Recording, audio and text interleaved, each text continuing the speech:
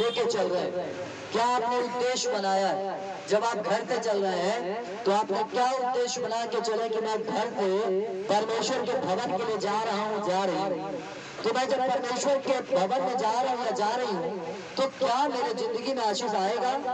क्या आप ऐसा विचार करके गए, आए हैं, सोचे हैं? जब उन दिनों की कलीसियाएं भवन में जाती थी तो घर से ही प्लानिंग सेट करके जाती थी, प्लानिंग बनाकर जाती थी, प्रार्थना के साथ जाती थी, दुआ के साथ कलीसियाओं में जाती थी, है ना? दुआ के साथ वो परमेश्वर के भवन में आराधना में सम्मिलित होती थी और तब परमेश्वर का आत्मा उन दिनों के कलीसिया के लोगों के ऊपर छा जाता था, है ना? तब परमेश्वर के स्पिरिट, परमेश्वर का पवित्र आत्मा उस समय उन समय के लोगों के ऊपर छाता था और वो अन्य भाषाओं से भर जाते थे, वो सामर्थ्य भर जाते थे, वो अन्य भाषाएं बोलने लग जाते थे। क्या आप ऐसी तैयारी करके परमेश्वर के भवन में आते हैं? क्या आप संसार की चिंताओं को छोड़कर, सारी बातों को छोड़कर आप परमेश्वर के भवन में आते हैं? अगर नहीं आते हैं इसीलिए आप नहीं भागते, इसीलिए आपको आशीष नहीं मिलती, इसीलिए आपको सफलताएं नहीं मिलती, इसीलिए आपको तरक्की नहीं मिल रही, इसीलिए आप आगे नहीं बढ़ पा रहे, इसीलिए आपके जीवन में शांति नहीं है, इसीलिए आपका जीवन सब कुछ ऐसी गलत बातों से भरा हुआ है। इसीलिए सबसे पहले उन चीजों को आपको निकाल कर फेंकना है, तब परमेश्वर का आत्मा आपके जिंदगी के अंदर काम करेगा। हालेलुया।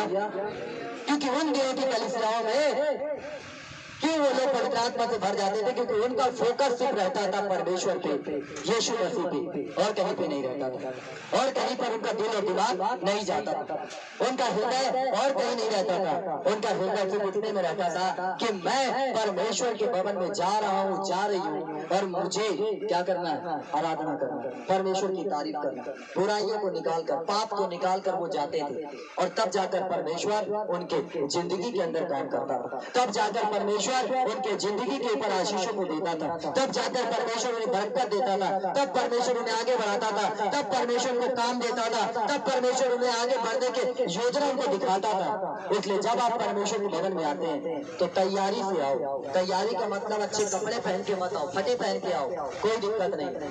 कपड़े अगर पुराने हैं उसको पहन के आओ, कोई दिक्कत नहीं है, लेकिन हृदय को पवित्र करके परमेश्वर के भवन में आओ। हालेलुया।